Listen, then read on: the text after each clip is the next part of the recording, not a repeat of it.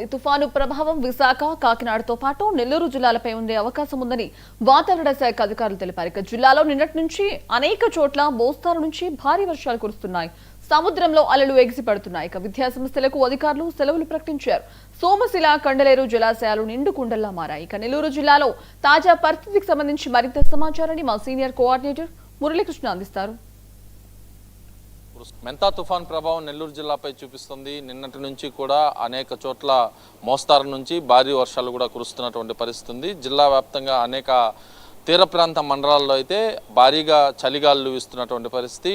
ఒక్కసారిగా కూడా అలల ఉధృతి భారీగా పెరిగింది. కొన్ని చోట్ల సముద్రం కూడా 100 మీటర్లు ముందుకు వచ్చినటువంటి పరిస్థితి కూడా కనిపిస్తుంది. ప్రస్తుతం నెల్లూరులోని పెన్నా నది బ్యారేజ్ దగ్గర కూడా ఉన్నాను. ఒకసారి విజువల్స్లో కూడా చూసే ప్రయత్నం చేస్తే సోమశిల జలాశయం నుంచి భారీ ఎత్తున నీటిని కూడా సముద్రానికి వదిలిపెట్టినటువంటి పరిస్థితి కూడా ఉంది. ఏదైతే దాదాపు 69,000 క్యూసెక్కుల నీటిని కూడా ఎగువ ప్రాంతాల నుంచి పెన్నా నది ద్వారా సముద్రంలోకి విడుదల చేస్తున్నారు. దీంతో పాటు చుట్టుపక్కల ఉన్నటువంటి అనేక వాగుల నుంచి కూడా పెన్నా నదికి వస్తున్నటువంటి నీటితో దాదాపు 1,00,000 క్యూసెక్కుల నీరు వృధాగా సముద్రంలోకి వెళుతున్నటువంటి పరిస్థితి కూడా ప్రస్తుతం మనకి విజువల్స్లో కనిపిస్తుందని చెప్పుకోవచ్చు. ఈ మెంతా తుఫాన్ ప్రభావంతో గడిచినటువంటి 24 గంటలుగా కూడా నెల్లూరు జిల్లా అంతటా భారీ నుంచి మోస్తరు వర్షాలు కూడా కురుస్తున్నటువంటి పరిస్థితి ఉంది. చలిగాలుల తీవ్రత వేగంగా ఉంది. మరొక వైపు అలల ఉధృతి కూడా భారీగా కనిపిస్తోంది. ఇటు సముద్రంలోకి మత్స్యకారులు ఎవరు కూడా వెళ్ళొద్దు, అదేవిధంగా మత్స్యకారులు ఎవరన్నా వేటకి సముద్రంలోకి వెళ్ళినా వాళ్ళందరినీ కూడా తిరిగి వచ్చేయాలని చెప్పి ఇప్పటికే జిల్లా కలెక్టర్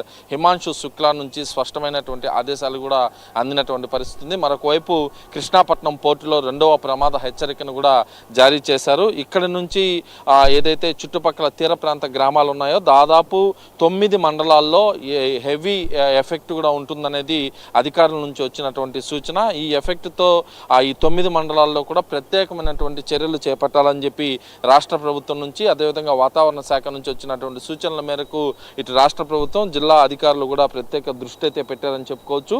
నెల్లూరు జిల్లాలో దాదాపు 40 మండలాలకు పైగా కూడా ఈ ఎఫెక్ట్ ఉండబోతోంది. ప్రధానంగా 9 మండలాల్లో అంటే తీర ప్రాంత మండలాల్లో ఎక్కువ ఎఫెక్ట్ కూడా ఉండడంతో దాదాపు 120కి పైగా కూడా సురక్షిత కేంద్రాలు ఏదైతే తుఫాన్ షెల్టర్ కేంద్రాలను కూడా ఏర్పాటు చేసినట్లుగా పునరావాస కేంద్రాలను ఏర్పాటు చేసినట్లుగా అధికారుల నుంచి ఒక స్పష్టమైనటువంటి సమాచారం కూడా అందుతుందని చెప్పి చెప్పుకోవచ్చు.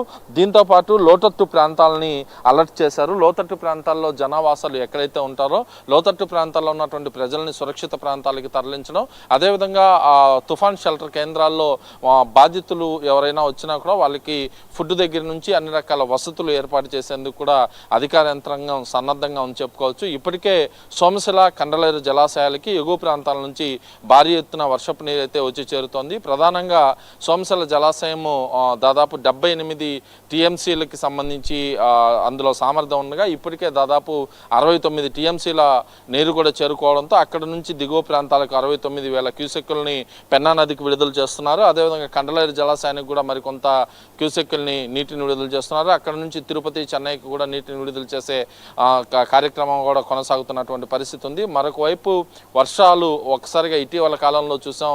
అల్పపీడన ప్రభావంతో ఏర్పడినటువంటి వర్షం నేపథ్యంలో జిల్లాలో అనేక చోట్ల నష్టం అయితే వాటిల్లింది. అయితే ఖరీఫ్ సీజన్ కావడంతో పంటంతా కోతకు రావడం, కోత అయిపోవడం, కొన్ని చోట్ల అంటే 915 హెక్టార్లలో మాత్రమే వరి పంట నష్టం వాటిల్లింది. మిగిలినటువంటి చోట ఉద్యాన పంటలకైతే తీవ్ర నష్టం వాటిల్లే పరిస్థితి కనిపించింది. ఇప్పుడు తాజాగా తుఫాన్ నేపథ్యంలో భారీగా ఈదురుగాళ్ళు వీసేటటువంటి పరిస్థితులు ఉంటాయి. ఈ క్రమంలో బొప్పాయి, అరటి, ఇటు నిమ్మ, ఏదైతే బత్తాయికి సంబంధించినటువంటి ఇటు ఉద్యాన పంటలు ఉంటాయి. ఈ ఉద్యాన పంటలకైతే తీవ్ర నష్టం వాటిల్లే అవకాశం ఉండడంతో రైతులంతా కొంత ఆందోళన అయితే చెందుతున్నటువంటి పరిస్థితి ఉంది. ఇప్పటికే జిల్లాకి సంబంధించినటువంటి యంత్రాంగం అంతా కూడా పూర్తి స్థాయిలో అలర్ట్ అయింది. ఈరోజు జిల్లాలోని అన్ని విద్యా సంస్థలకు కూడా సెలవులు ప్రకటిస్తూ కలెక్టర్ హిమాంశు శుక్లా నిర్ణయాలు తీసుకున్నారు. దీంతో పాటు అవసరమైతే రేపు ఎల్లుండి కూడా ఇక తుఫాన్ ఎఫెక్ట్ ఎలా ఉంటుందో దాన్ని బట్టి నిర్ణయాలు కూడా తీసుకునే అవకాశం ఉంది. అయితే ఇవాళ రాత్రి నుంచి రేపు ఉదయం లోపల భారీ నుంచి అతి భారీ వర్షాలు కురుస్తాయనేది వాతావరణ శాఖ చెప్పినటువంటి సూచన.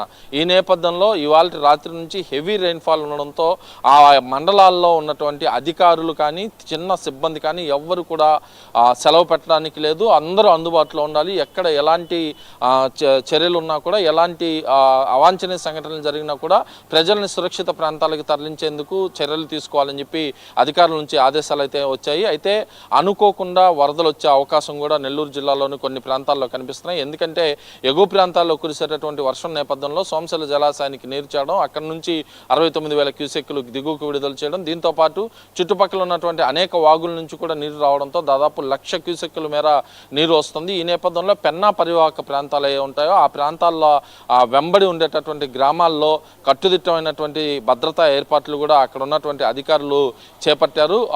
అక్కడ అంటే గతంలో చూసాం నెల్లూరులోని నగరంలోని భగత్ సింగ్ కాలనీ, కోవూరు చుట్టుపక్కల ప్రాంతాలకు కూడా పైనుంచి వచ్చినటువంటి ఫ్లడ్ నేపథ్యంలో అనేక గ్రామాలు, అదేవిధంగా పట్టణంలో టౌన్లో ఉన్నటువంటి కొన్ని కాలనీలు కూడా మునిగిపోయి తీవ్ర నష్టం వాటిల్లింది. ఈ నేపథ్యంలో ఇప్పుడు అలర్ట్ అయినటువంటి అధికార యంత్రాంగం కూడా ప్రత్యేక చర్యలు అయితే చేపట్టింది. గతంలో ఎప్పుడు చూడని విధంగా పెన్నా నది నుంచి సముద్రంలోకి భారీగా కూడా వాటర్ వెళ్ళిపోతున్నటువంటి పరిస్థితి ఉంది. మెంతా తుఫాన్ నేపథ్యంలో జిల్లా కలెక్టర్ హిమాంశు శుక్లా ఇప్పటికే అధికారులతో ప్రత్యేక సమావేశాలని 2 సార్లు ఏర్పాటు చేశారు. ఇవాళ కూడా కలెక్టరేట్లో ప్రత్యేక కంట్రోల్ రూమ్లను కూడా ఏర్పాటు చేసినట్లుగా చెప్తున్నారు. అన్ని రెవెన్యూ డివిజన్స్, ఇటు ఉమ్మడి నెల్లూరు జిల్లా, అటు తిరుపతి జిల్లా, నెల్లూరు జిల్లా కలిసేటటువంటి అన్ని నియోజకవర్గాల్లో కూడా కంట్రోల్ సెంటర్లు ఏర్పాటు చేశారు. ఈ కంట్రోల్ రూముల్లో ప్రత్యేక టోల్ ఫ్రీ నెంబర్లను కూడా ఏర్పాటు చేశారు.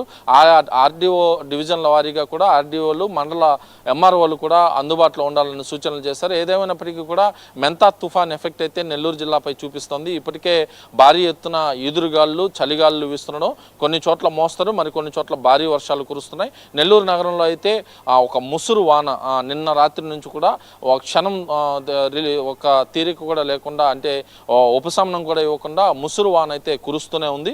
అయితే ఈ ఎఫెక్ట్ రాత్రికి ఎక్కువగా ఉంటుందని చెప్తున్నారు. మరొక వైపు పిడుగులు కూడా పడే అవకాశం ఉంది.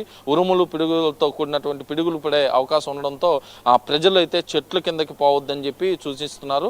అయితే జిల్లా కలెక్టర్ హిమాంశు శుక్లా ఇప్పటికే ఒక సూచన అయితే చేశారు. వృద్ధులు, అదేవిధంగా పిల్లలు అత్యవసరమైతే తప్ప బయటికి రావద్దు ఈ రోజు, రేపు, ఎల్లుండి అని చెప్పారు. ఈ నేపథ్యంలో మోత తుఫాన్ ఏదైతే ఉందో ఈ తుఫాన్ ఎఫెక్ట్ మాత్రం నెల్లూరుకి తాకింది. ఏదేమైనప్పటికీ అధికారులు అలర్ట్గా ఉన్నారు. ఈ రోజు వచ్చేటటువంటి తుఫాన్ నేపథ్యంలో ఎలాంటి చర్యలు జరిగినా కూడా దాన్ని ఎదుర్కొనేందుకు సంసిద్ధంగా ఉన్న పరిస్థితి అయితే ప్రస్తుతం కనిపిస్తుంది. ఇది మోతి తుఫాన్పై తాజా పరిస్థితి. వీడియో జర్నలిస్ట్ వంశీతో కలిసి మురళీకృష్ణ, 99 టీవీ నెల్లూరు నుంచి.